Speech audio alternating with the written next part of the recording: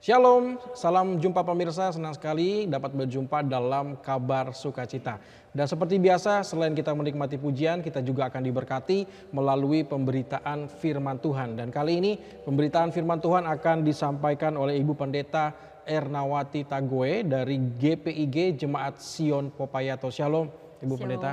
Kabar baik tentunya hari Kabar ini. Kabar baik, luar biasa. Puji Tuhan, dan kita akan masuk ke dalam pemberitaan firman Tuhan dengan tema bertahan dalam pencobaan hidup. Seperti apa firman Tuhan yang akan kita terima, tapi kita akan terlebih dahulu buka dengan doa, dan saya persilakan kepada Ibu Pendeta Ernawati untuk buka kita dalam doa kali ini. Ya, baik. Pemirsa Kabar Sukacita yang diberkati oleh Tuhan, sebelum kita mempelajari kebenaran firman Tuhan pada saat ini, mari kita meminta kekuatan dari Tuhan lewat permohonan doa. Mari berdoa. Kami bersyukur kepadamu ya Tuhan Allah, untuk waktu yang begitu baik Engkau anugerahkan bagi kami semua, sehingga dalam perjumpaan di hari ini, kami diberikan kesempatan untuk kembali mempelajari tentang kebenaran firman-Mu. Kiranya Engkau anugerahkan kami hikmat, agar supaya kami dapat mengerti dengan baik dan benar firman yang akan disampaikan pada hari ini. Dan hamba-Mu dalam keterbatasan ini, kiranya Tuhan akan memberkati dan memampukan. Di dalam nama Yesus kami berdoa. Amin. Amin. Bertahan dalam pencobaan hidup, apa yang harus dimengerti, terutama dalam sudut pandang firman Tuhan yang harus kita pelajari kali ini. Silakan Ibu Pendeta Ernawati untuk memulai. Mengapa saya memilih atau mengangkat tema tentang bertahan dalam pencobaan hidup ini, merupakan sesuatu yang sangat penting dalam kehidupan kita sebagai orang yang percaya dan beriman kepada Tuhan. Karena kenapa dikatakan demikian? Tidak semua orang dalam hidup ini mampu bertahan ketika pencobaan itu datang.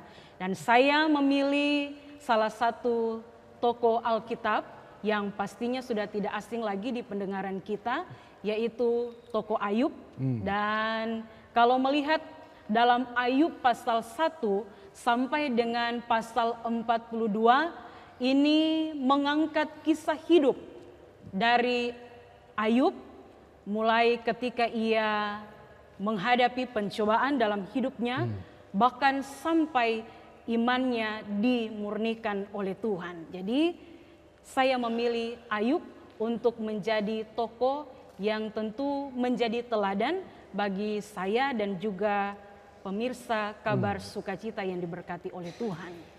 Ya.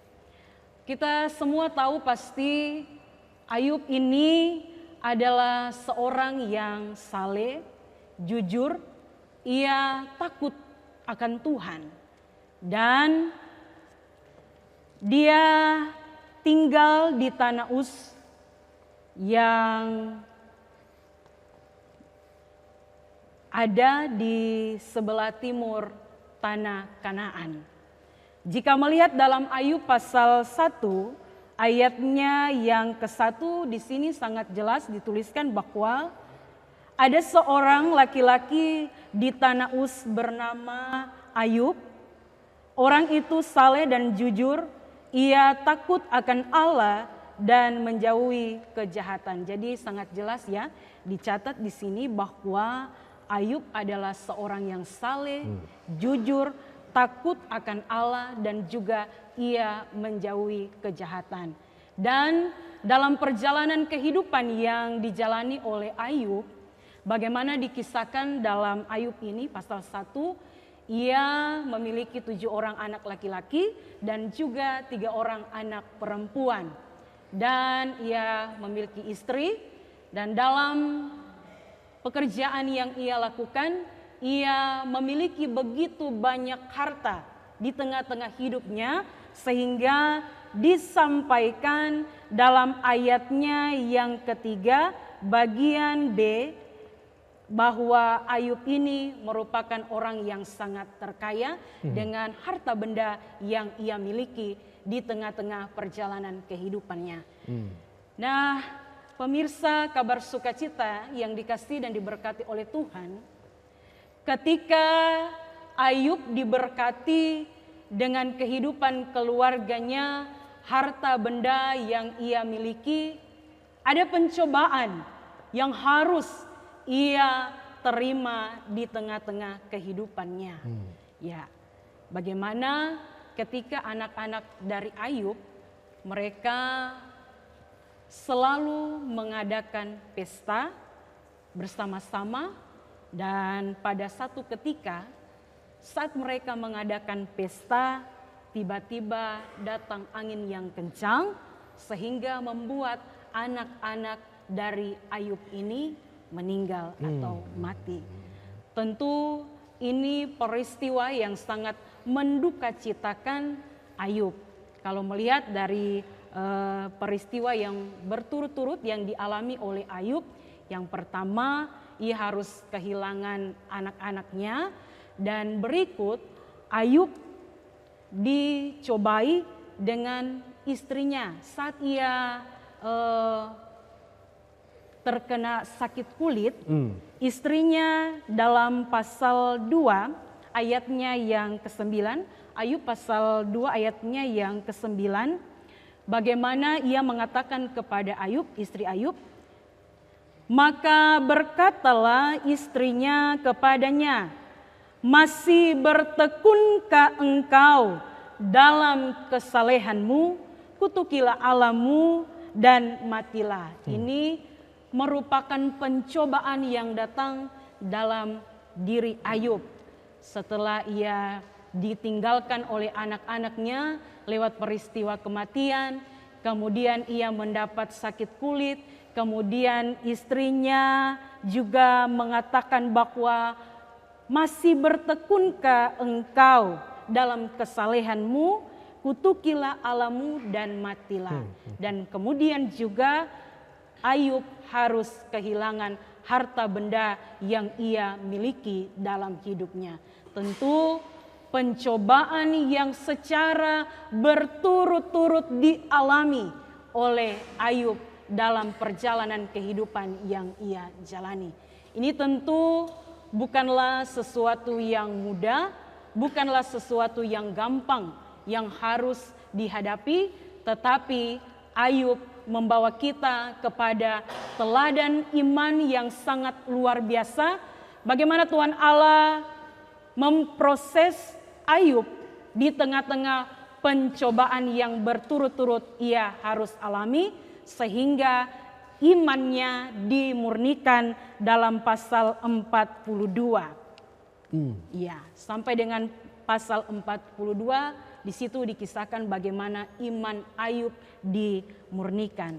Dan ketika pencobaan itu datang dalam kehidupan Ayub, dalam pasal 40 ayatnya yang kedua, bagaimana Tuhan Allah mengatakan kepada Ayub, "Bersiaplah engkau sebagai laki-laki, aku akan menanyai engkau dan engkau memberitahu aku." Jadi ayat ini mau membawa kita kepada pemahaman bagaimana Allah meminta pertanggungjawaban iman dari Ayub lewat ungkapan yang ia mau katakan dalam pasal 1 ayatnya yang ke-21 bagian B dikatakan, Tuhan yang memberi, Tuhan yang mengambil, terpujilah nama Tuhan.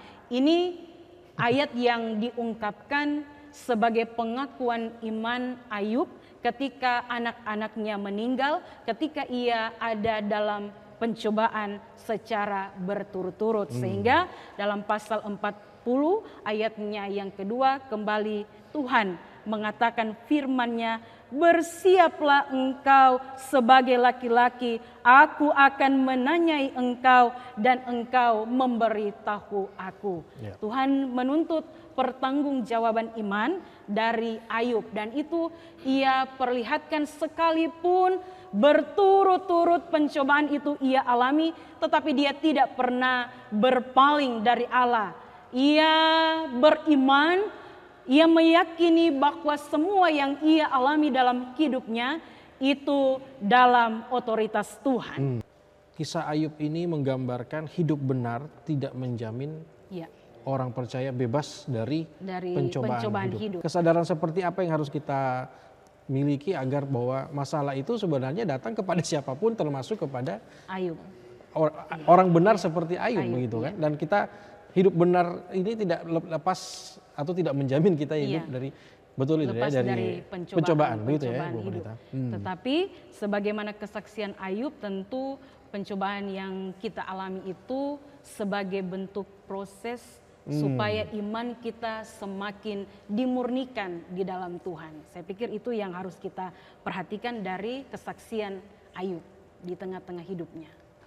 Kalau kita belajar dari apa yang telah dialami oleh Ayub, hal yang sangat penting ditekankan dari kisah hidup Ayub ialah bagaimana ia tidak pernah berpaling dari Tuhan sekalipun pencobaan itu datang secara beruntung. Ini saya pikir poin yang sangat penting bagi saya dan juga pemirsa Kabar Sukacita yang diberkati oleh Tuhan, yang harus kita perhatikan. Karena terkadang ketika persoalan itu datang dalam hidup kita sebagai orang yang beriman, tidak semua orang akan mampu bertahan.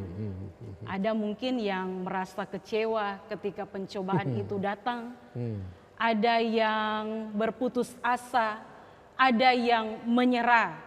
Tentu berbeda dengan kisah yang dialami oleh Ayub, ia tetap bertahan di tengah-tengah pencobaan yang ia alami. Karena banyak orang benar mungkin berpikir, aduh saya ini setia melayani, saya setia beribadah, saya setia melakukan yang Tuhan mau, tapi kok kenapa ini terjadi dalam hidup saya misalnya, kenapa saya harus sakit, kenapa anak saya begini, kenapa usaha saya begini. Itu artinya pemahaman ataupun respon yang salah ya kalau Iya. kita bertanya seperti itu kepada Tuhan.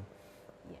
Jadi mungkin ketika ada pencobaan yang datang dalam diri, keluarga, pelayanan kita, itu merupakan proses hidup yang harus kita jalani. Seperti kisah dari Ayub, bagaimana imannya terus dimurnikan lewat pencobaan yang datang. Jadi bisa dibilang kalau hidup ya harus terima proses dalam Iya, kehidupan proses, begitu ya. iya. Kita tahan dulu Ibu Pendeta Erna, kita akan kembali dalam kabar sukacita setelah pesan-pesan berikut ini.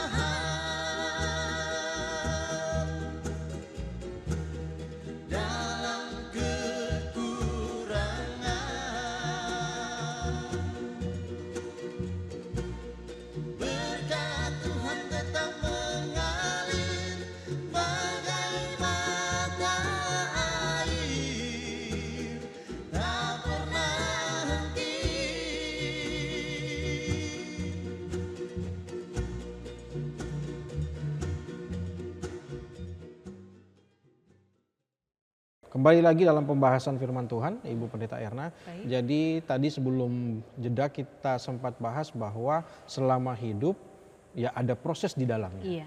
Kalau bisa digambarkan lagi, memang hidup ini adalah sebuah perjalanan proses begitu Iya. ya. Dan kita harus mengikutinya. Kadang orang tidak mau diproses. Iya. Nah, apalagi orang percaya. Nah, apa yang akan mengakibatkan kepada orang percaya kalau tidak mau ikut proses Tuhan? Atau ada contoh mungkin bahwa Iya. di Alkitab yang mencontohkan, menggambarkan orang ini mau diproses Tuhan tapi karena tidak mau, apa yang terjadi akhirnya? Ketika orang beriman tidak mau mengikuti proses dari Tuhan, tentu pasti dia di dalamnya akan melihat kegagalan. Iya. Dia pasti juga akan hidup sesuai dengan apa yang dia inginkan. Jadi dia tidak menuruti apa yang Tuhan inginkan dalam hidupnya untuk menjalani proses di tengah-tengah kehidupan yang ada. Kalau belajar dari kisah Rasul Paulus, bagaimana dia dalam pelayanan yang ada, bahwa sekalipun ada tantangan, pencobaan yang harus ia alami, tetapi dia tidak pantang menyerah di tengah-tengah pelayanan yang ada. Nah, kalau mau belajar dari kisah Ayub, saya pikir sama juga dengan Rasul Paulus ya, dalam ketekunannya di tengah-tengah pelayanan yang ada. Tetapi kalau melihat dari kisah Alkitab yang secara tidak langsung tidak mau mengikuti proses dari Tuhan, yaitu Yunus, bagaimana dia lari ya Harus dari ke Niniwe iya, harusnya. iya, dari panggilan Tuhan, tetapi kemudian Tuhan ya berupaya tetap supaya dia tetap harus mengikuti proses dari Tuhan, dan kemudian Yunus berbalik kembali, dia sadar akan apa yang terjadi dalam hidupnya, bahwa dia harus tetap mengikuti apa yang Tuhan inginkan dalam hidupnya. Kalau kita bisa lebih terangkan bahwa Yunus akhirnya harus dapat konsekuensi, ditelan oleh ikan dulu, baru dia sadar bahwa ternyata kemudian memang betul panggilan Tuhan itu harus proses hidupnya harus dilakukan. Nah, tadi Ibu Pendeta Erna juga sempat mengatakan dalam Ayub itu bahwa ada kata-kata Ayub itu, Tuhan yang memberi, Tuhan yang mengambil, terpujilah nama Tuhan. Dan kata-kata ini disampaikan bukan saat lagi berkelimpahan, bukan saat lagi diberkati, tapi saat semuanya sudah hilang. Iya. Kalau melihat dalam Ayub pasal 1 ayat 21 di bagian B ini merupakan pernyataan iman yang disampaikan oleh Ayub dalam kesadaran bahwa semua yang ada dalam hidupnya itu adalah otoritas Tuhan. Jika sudah waktunya maka Tuhan akan mengambilnya dari dalam hidup kita. Jadi kita tidak bisa menunda atau menahan ketika Tuhan sudah menyatakan kuasa-Nya untuk mengambil apa yang kita miliki dalam hidupnya, termasuk juga dari anak-anak Ayub. Jadi dia tidak bisa menahan ketika kuasa itu datang, sehingga dalam pernyataan iman kesaksiannya dia boleh mengatakan, Tuhan yang memberi, Tuhan yang mengambil, terpujilah nama Tuhan. Apa yang harus kita siapkan agar ya mungkin kita belum ada di kondisi seperti Ayub, tapi kita tidak tahu ke depannya seperti apa. Apa yang harus kita siapkan agar orang percaya bisa ataupun kuat untuk bertahan dalam iman untuk pada tujuan iman yang dimurnikan oleh Tuhan. Iya. Yang harus kita lakukan sebagai orang yang beriman dan percaya kepada Tuhan, yang pastinya yang pertama kita harus siap untuk harus siap untuk melalui setiap proses hidup yang datang, baik itu pencobaan yang datang dalam hidup kita, tetapi juga dari proses itu akan membuat kita semakin dekat dengan Tuhan. Pencobaan yang dialami Ayub sebenarnya sangat berbeda dengan penderitaan dan pencobaan yang dibuat sendiri oleh orang percaya itu sendiri. Dua kategori penderitaan begitu ya. Kalau ada yang diizinkan Tuhan ya memang proses dari Tuhan. Tapi ada juga penderitaan dan masalah yang diciptakan atau datang dari diri sendiri. Ini seperti apa ya? Pencobaan yang datang itu biasanya kita merenung bersama ketika ada kejadian dalam hidup kita. Biasanya Tuhan menegur kita lewat sebuah peristiwa yang akan terjadi dalam hidup kita. Contohnya mungkin ketika saya hidup, saya tidak sesuai dengan apa yang Tuhan inginkan, dan pencobaan itu datang di tengah-tengah kehidupan kita, di saat kita tidak hidup dekat dengan Tuhan, dan pencobaan itu datang di dalam diri kita. Sebagai warga gereja yang ada, salah satu contoh yang bisa kita ambil dalam perjalanan kehidupan ini di kalangan umat yang ada, mungkin mengkonsumsi miras.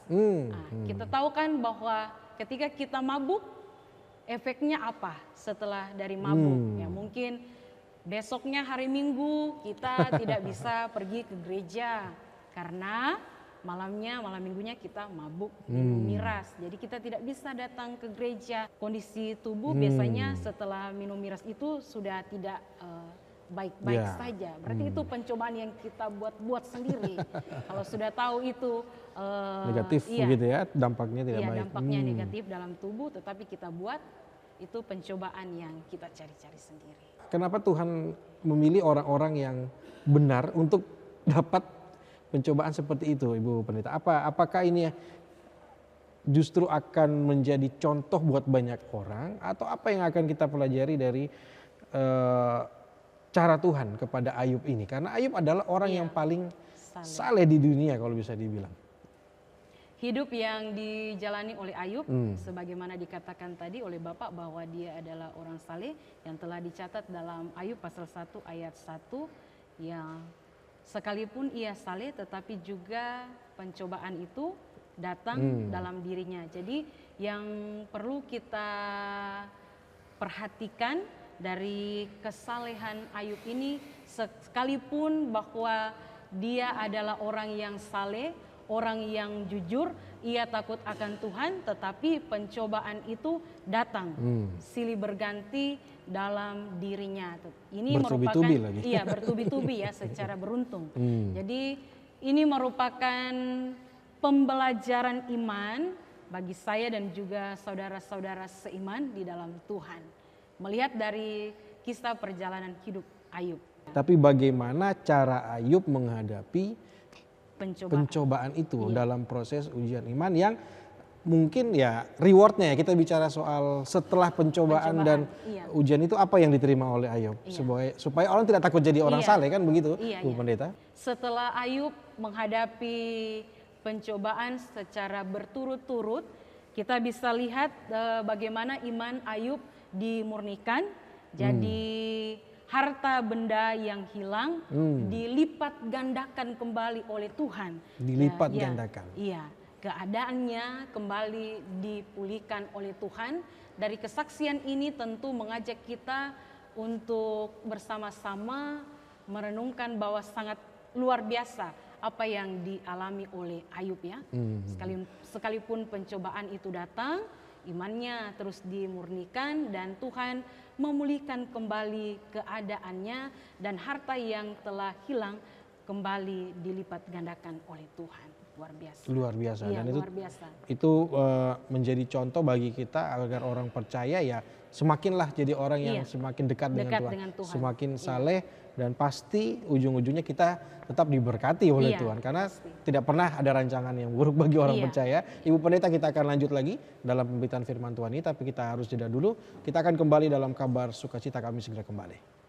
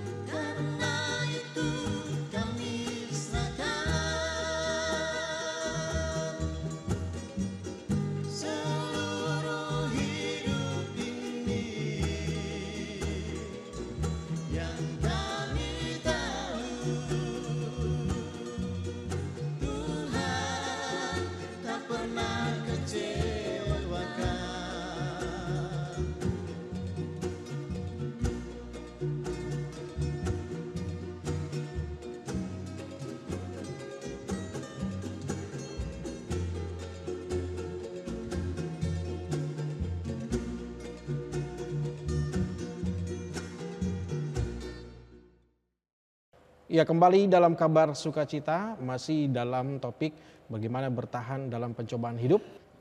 Bagaimana Ayub juga tidak hanya kehilangan harta, anak, tapi istri itu sempat bilang tadi di Ayub 2 ya kalau tidak salah. Itu Ayub pasal 2. Ayub pasal 2 itu istri yang menjadi, kalau kita tahu bahwa firman Tuhan lain mengatakan istri adalah penolong harusnya ya, dan penguat bagi pria atau laki-laki, tapi ternyata cobaan itu datang lagi dari dalam. Jadi dari luar ada, dari dalam ada. Ayub tetap pada pendiriannya bahwa Tuhan itu adalah Tuhan yang baik bagi dia. Ini apa yang harus kita pelajari dari kisah ini? Orang terdekat saja bisa bilang seperti itu, dan respon Ayub seperti itu, bisa seperti itu karena apa? Tentu ketika Ayub bisa berkata dalam Ayub pasal 2, ketika istrinya mengatakan bahwa masih bertekunkah engkau dalam kesalehanmu, kutukilah Allahmu dan matilah. Kutukilah Allahmu dan matilah, maksudnya si Ayub mati saja begitu. Wow, luar biasa ya. Iya, karena kan Ayub sudah menderita dalam penyakit lagi. Penyakit kulit, sehingga ya katakan kutukilah Allahmu dan matilah.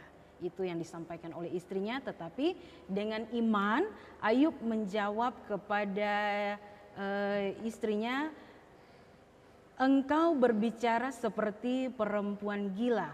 Apakah kita mau menerima yang baik dari Allah tetapi tidak mau menerima yang buruk? Dalam kesemuanya itu Ayub tidak berbuat dosa dengan bibirnya. Jadi ini merupakan jawaban yang disampaikan oleh Ayub kepada istrinya. Ya, dia mengatakan bahwa istrinya berkata-kata seperti orang yang gila.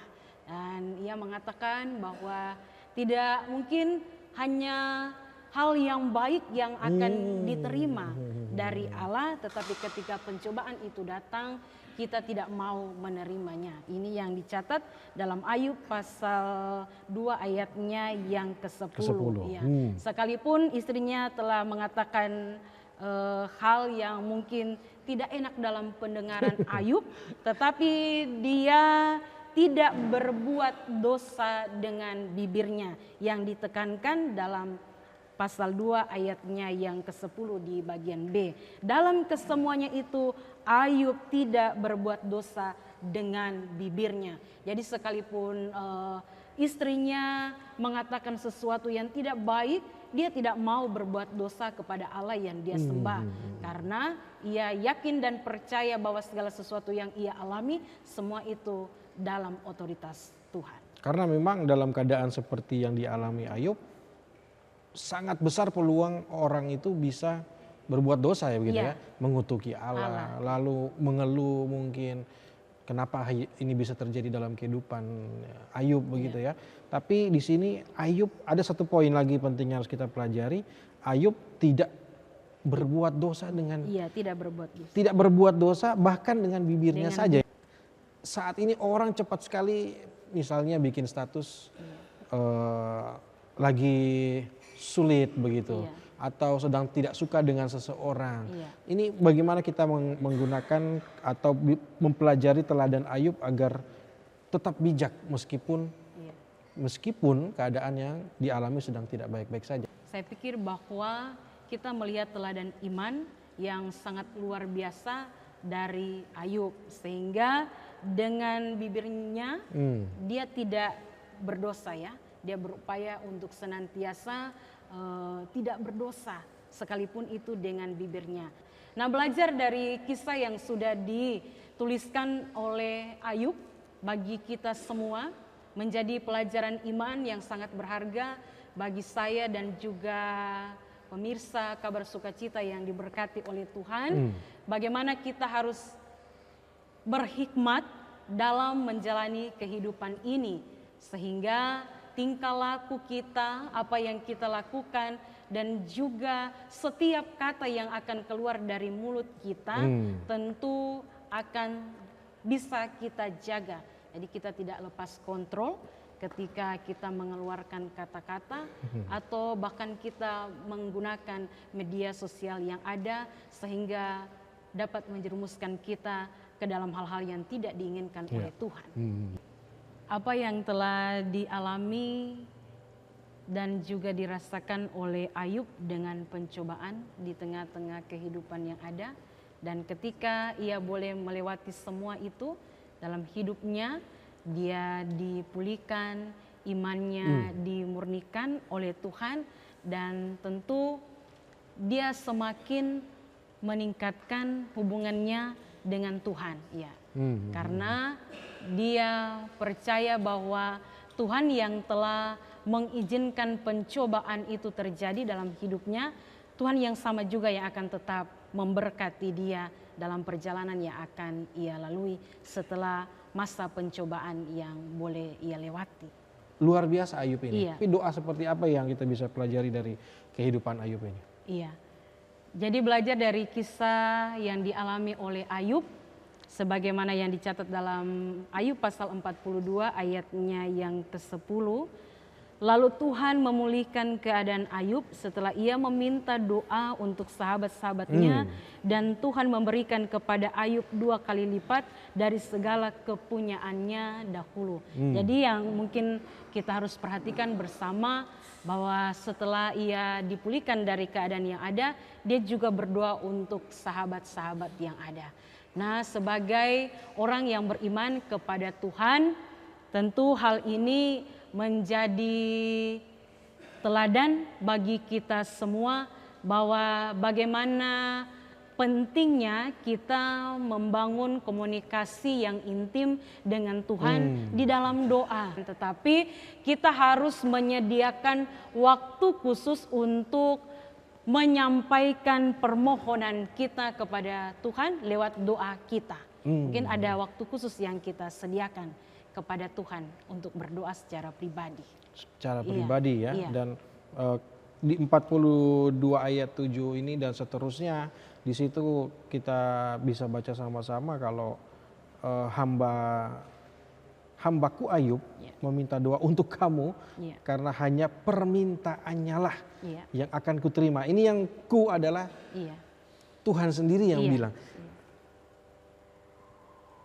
Kenapa Tuhan bisa berkata seperti itu ya? Maksudnya orang lain akan diberkati kalau didoakan oleh Ayub. Oleh Ayub, ya.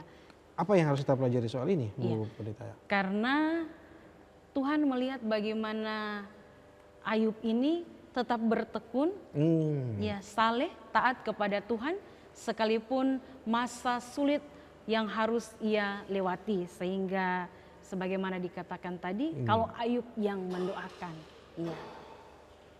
itu dikabulkan oleh Tuhan. Iya, dikabulkan Luar oleh biasa. Tuhan. Ini reward ya, hadiah yang Tuhan kasih kepada Ayub setelah imannya dimurnikan. Nah, kita sudah berada di penghujung perjumpaan kita dalam Kabar Sukacita kali ini, bertahan dalam pencobaan hidup, apalagi garis besar yang harus disampaikan kepada pemirsa yang sedang menyaksikan kali ini, orang percaya yang mendengarkan saat ini, agar firman Tuhan ini betul-betul menjadi perenungan dan dapat kita lakukan bersama. Silakan, Bu Pendeta. Baik. Pemirsa Kabar Sukacita yang dikasihi dan diberkati oleh Tuhan, belajar dari pengalaman iman yang telah dilalui oleh Ayub, tentu ini menjadi teladan yang sangat baik bagi saya dan juga semua orang beriman yang ada. Karena dari kisah Ayub ini, sebagaimana tema yang saya bawakan, yaitu bertahan dalam pencobaan hidup. Kita diingatkan bersama bahwa sekalipun kita ada dalam kondisi hidup yang sangat sulit sekalipun, baik itu pencobaan di tengah-tengah pekerjaan kita, keluarga, pelayanan yang harus kita hadapi, percayalah ketika Tuhan izinkan itu harus kita alami, ada maksud dan tujuan Tuhan dalam hidup kita, sama seperti yang dialami oleh Ayub, bahwa imannya dimurnikan dan keadaannya kembali dipulihkan oleh Tuhan. Maka ketika pencobaan itu datang, kita harus tetap semangat, jangan mudah menyerah, percayalah bahwa Tuhan pasti akan memampukan kita untuk bisa melewati setiap pencobaan yang ada. Sebagaimana yang dikatakan dalam Yakobus pasal 12 ayatnya, Yakobus pasal 1 ayatnya yang ke-12 bagian A, demikian dikatakan, berbahagialah orang yang bertahan dalam pencobaan, sebab apabila ia sudah tahan uji yang dilanjutkan pada bagian B, ia akan menerima mahkota kehidupan yang dijanjikan Allah kepada barang siapa yang mengasihi Dia. Sama seperti apa yang dialami oleh Ayub. Sekalipun ia harus menghadapi pencobaan, namun pada akhirnya keadaannya dipulihkan kembali oleh Tuhan. Terima kasih Ibu Pendeta Ernawati, dan sekali lagi kita harus berdoa untuk bagaimana perundungan firman Tuhan ini dapat menjadi rema dalam kehidupan kita dan pemirsa yang sedang menyaksikan. Silakan kepada Ibu Pendeta Ernawati untuk kembali berdoa. Ya. Baik, pemirsa Kabar Sukacita yang dirahmati oleh Allah, kita akan menutup perjumpaan di hari ini untuk bersama-sama berdoa kepada Tuhan.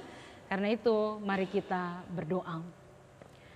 Kami naikkan ungkapan syukur kepadamu ya Tuhan Allah, Sang Empunya kehidupan kami, yang telah memberikan kesempatan bagi hamba-Mu untuk menyampaikan firman-Mu di hari ini. Kiranya ya Tuhan Allah, lewat kesaksian hidup dari Ayub menjadi motivasi bagi kami semua untuk tetap beriman kepada Tuhan, bahkan sekalipun di tengah-tengah pencobaan yang ada. Diberkati presenter, kru TVRI, bahkan semua yang telah mengisi acara ini. Biarlah hidup kami menjadi kesaksian yang senantiasa memuliakan nama Tuhan dan juga memberkati orang-orang yang ada di sekitar kami. Terpujilah namamu Tuhan. Amin. Amin. Sekali lagi terima kasih Ibu Pendeta Erna. Ya. Dan demikian perjumpaan kita dalam Kabar Sukacita kali ini.